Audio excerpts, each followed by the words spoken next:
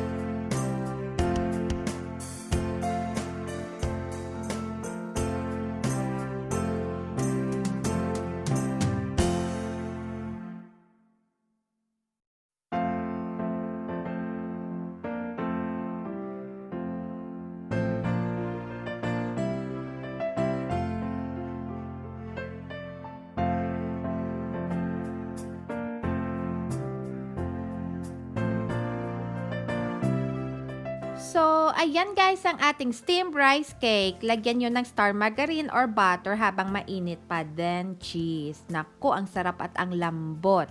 So, that's it guys. I hope you will try this recipe at home. Thank you so much for watching.